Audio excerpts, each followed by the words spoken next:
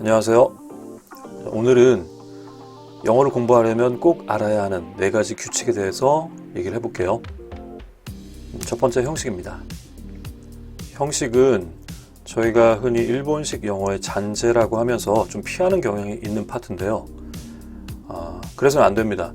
영어는 굴절어에서 현대 영어는 고리버에 가깝게 넘어왔거든요. 이게 무슨 말이냐면 구조를 이해하지 못하면 조사가 없기 때문에 문장을 그냥 받아들이고 이해하는데 한계가 따르는 언어라는 겁니다.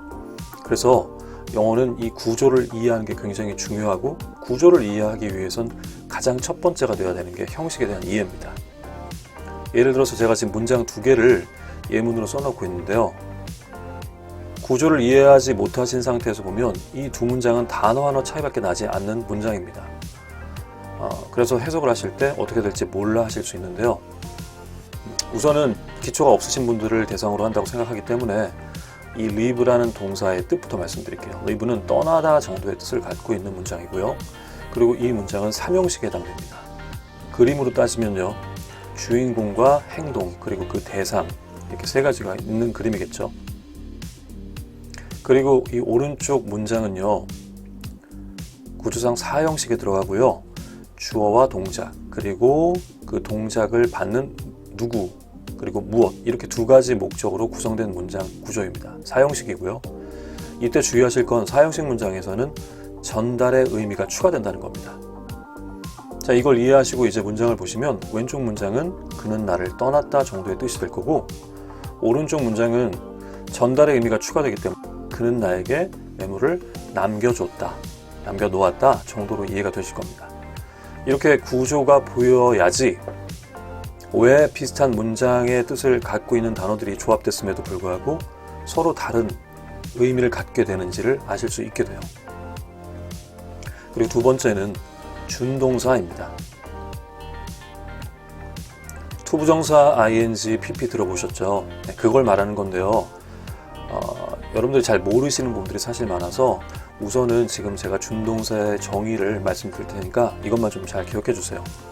준동사는요, 동사 자리 아닌 곳에서 동사 역할 하기 위해서 만든 겁니다. 자세한 설명 나중에 드릴 테니까 꼭 기억해 주세요. 자, 이 준동사가 어디에 쓰는지 제가 실제 예문을 들어서 한번 설명을 좀 드릴게요. 자, 이런 문장을 영어로 써본다고 생각해 볼게요. 원어민들 입장에서 이 문장은 이런 식의 그림이 됩니다. 나는 지켜봤고요. 그녀가 노래하겠죠.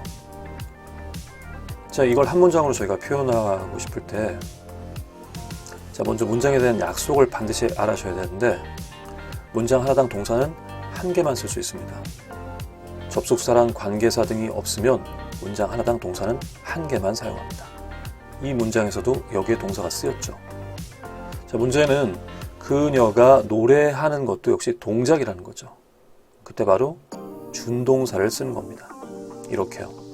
이해되시죠? 준동사에 대한 개념은 사실 굉장히 중요하고 영어에서 쓰임새가 많기 때문에 다음 시간부터 천천히 설명을 좀 드릴게요. 3번째 개념은 이름을 잡기가 좀 뭐해서요, 제가 보통 이런 식으로 표현하는데요. WH로 시작하는 단어를 뒤에 문장 하나가 들러붙는다는 공식입니다. 다시 말씀드리지만 지금은 기본적인 영어 구조에 대해서 설명을 드리고 있는 겁니다. 이거에 대한 자세한 개념들과 이름들에 대한 설명은 추후에 자세히 드리는 걸로 할 테니까 우선 이런 식으로 꼭 받아들이고 기억해 주세요. WH에 문장 하나가 붙을 수 있다. 자, 그럼 이걸 알아두면 실제로 어떻게 써먹냐, 예문 들어서 설명드릴게요. 이 문장 보시면 what, 즉 WH로 시작합니다. 그러면 이 WH 뒤에는 동사 하나를 포함하겠죠. they가 주어고요. 그리고 want가 동사입니다. 그런데 그 뒤에 뭐가 있죠? 네, is라는 큰 동사가 또 보이시죠? 그러니까 WH에 해당되는 what이 이 want까지를 묶어서 한 덩어리 역할을 할 수 있게 되죠. 그럼 이 덩어리는 다시 문장 안에서 무슨 역할을 하겠죠? 바로 주어 역할을 하겠죠. 네, 동사 앞에 있으니까요. 그러니까 원어민들 입장에서 그들이 원하는 것은 그 책이다 라는 뜻이 되겠죠. 이해되시죠? 이렇게 WHD에 문장이 묶인다는 개념만 알아두셔도 영어 문장을 보시는데 훨씬 더 수월해지거든요. 예문 하나 더 들어볼게요. 자, 이 문장은 역시 when이라는 WH로 시작합니다. 그러면 여기에 주어가 있을 거고요. 또 동사가 여기 있겠네요. 그런데 depends, 의존하다라는 동사가 또 보입니다. 그러니까 자연스럽게 that까지 한 덩어리의 단어로 보일 거고요. 그리고 이 녀석이 또 주어 역할을 해주겠죠. 그럼 원어민들은 이 문장을 그녀가 언제 돌아올지가 depends on you, 너에게 달려있어 라는 식으로 이해할 수 있다는 겁니다. 이해되시죠? 지금 말씀드린 거 굉장히 중요합니다. 이거 알아주시면 기본 기초가 좀 부족하신 분들이 영어 공부하실 때 좀 나아지실 거예요. 자, 그리고 마지막 네 번째인데요. 바로 전치사입니다. 전치사는요, 우리가 보통 이런 식으로 배우죠. 뒤에 명사나 동명사를 연결한다고 하고요. 보통 영어에 대해서 잘 모르시더라도 전명구라는 이름으로 많이 기억들 하시는 것들이에요. 이 전치사가 특히 한국 영어에서 정말 대충 가르쳐지는 파트예요. 아마 제 생각에는 전체 비중에서 30-40% 정도밖에 배우지 못한다라고 저는 생각이 들어요. 네, 제 경험상 그렇습니다.